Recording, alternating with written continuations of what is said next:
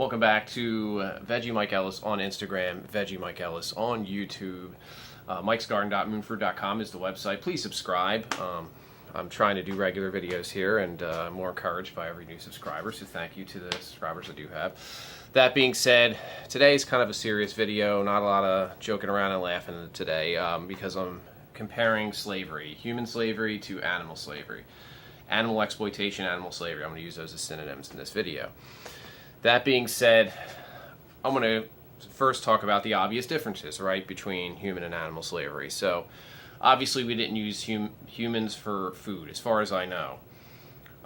By the way, I'm going to talk past tense in slavery terms. There is slavery, unfortunately, in the world right now. Millions of people are still enslaved. It's not legal to enslave humans, though, anywhere. There's no government that says, yeah, go ahead. It doesn't happen anymore. I'm so thankful about that. But, of course, animal slavery is everywhere, right? But we use animals mostly for food. We'd use them for entertainment and experiments, and in addition. But we mostly use them for food, right, and clothing. But calling Captain Obvious, obviously Homo sapiens, right? We're Homo sapiens. They're not. They're not human animals. We're animals. I think. It's not really an opinion. We're all animals. I know some people don't want to admit that, but yes, humans are animals too. But they're not Homo sapiens. Obvious difference. Okay, so we didn't wear slaves, right? So we didn't wear their skin, their hair, as far as I know. I looked into it a little bit, and all my searches came up was they made clothes, obviously, right? But that's it. So food, right? They're not Homo sapiens, the animals, and we didn't wear the slave's skin and hair, right? That's it. That's the only difference. Everything else is the same.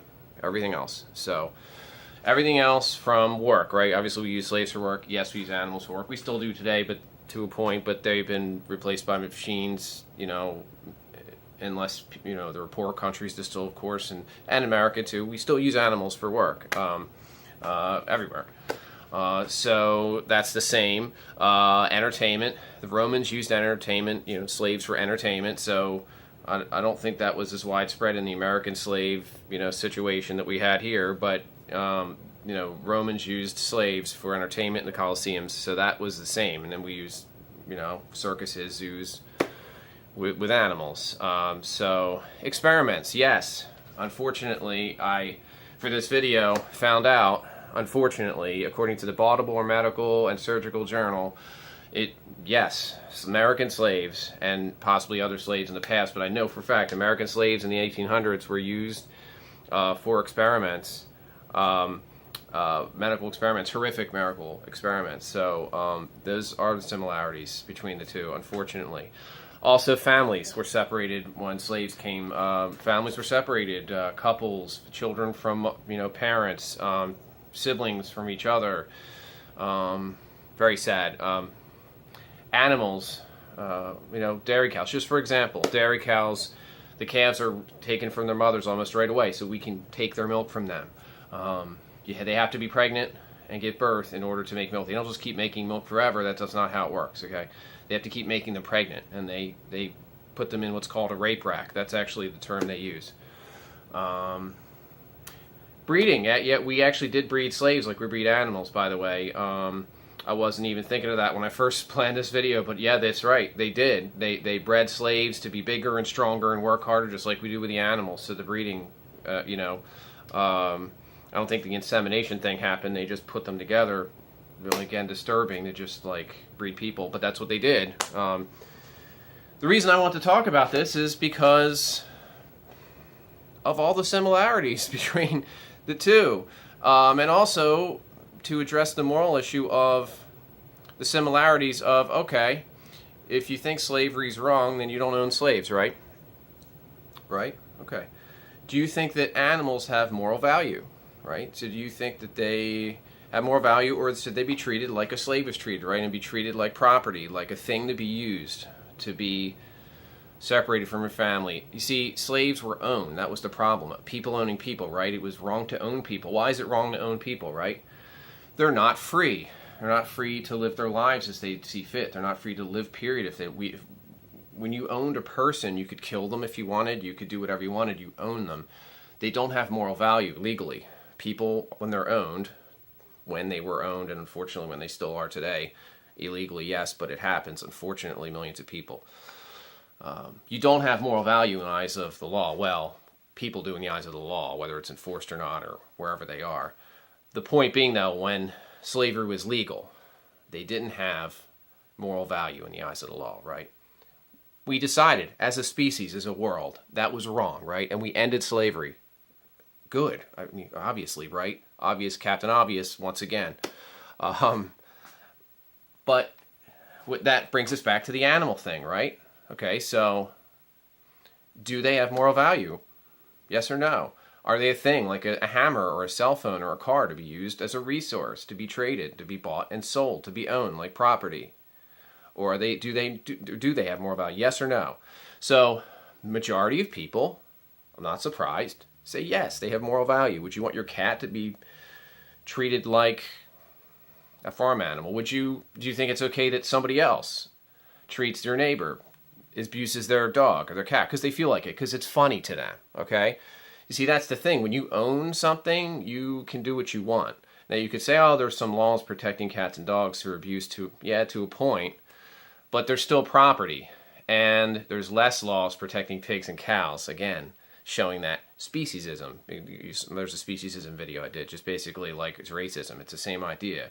You know, one species is better than the other, whether it be humans over animals or whether it be cats and dogs over cows and pigs or fish or whatever. The point being, though, with this video, what I'm talking about is, do they have moral value? Because if the answer is yes, if you feel that animals have moral value, right, that they shouldn't be bought and sold and treated like a resource, there's only one logical progression from that. There's only one logical conclusion to come to. One.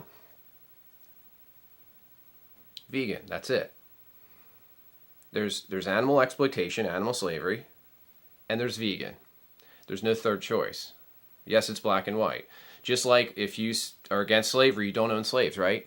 If you're against torture, you don't torture, right? If you're against rape, you don't rape or condone rape. It's horrific. I hate that word. I don't use it lightly. I hate that word. I hate the whole idea of it. It's so disturbing. I think every girl should get self-defense training, hardcore, and just be a black belt in karate, seriously. Although men are too, but it's not as common.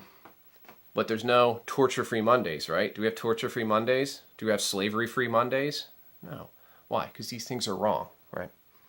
So why do we have meat-free Mondays, right? Eating animals, treating them as a resource, treating them as something to be owned and bought and sold, as property, their lives. They feel pain, just like you and me. There is no biological difference between how they feel pain and how you and I feel pain, period. And how your dog or cat feels pain. It's the same. There's no moral difference between a dog and a cat and a pig or any other animal. So you're either they have moral value or they don't. That's it. You ask yourself that question. Do they have moral value? Yes, there are some people who think they don't. They don't have any moral value. They're things to be used as a resource. Some people actually feel that way. To those people, no reason to watch my video. You should, though, get some help because you're probably a sociopath, to be honest with you. You have no empathy for an innocent being, okay, that feels pain and wants to live. So, I'm not saying that all non-vegans are sociopaths. I'm saying that people who say no to the question of do they have moral value might want to get checked out. Or at least think about, do you really mean that answer? Because animals do have moral value, okay? They have moral value. They feel pain, they suffer, and they die, and it's not for any good reason. We're doing this on purpose, and we don't have to. It's not necessary to enslave them and exploit them for clothing and food and experiments and entertainment. We don't have to do that. It's not necessary. Are you against animal exploitation, or are you for it? Are you against, do they have moral value or do they not? If they have moral value, there's one conclusion. Vegan. Vegan. Go vegan. Thanks for watching.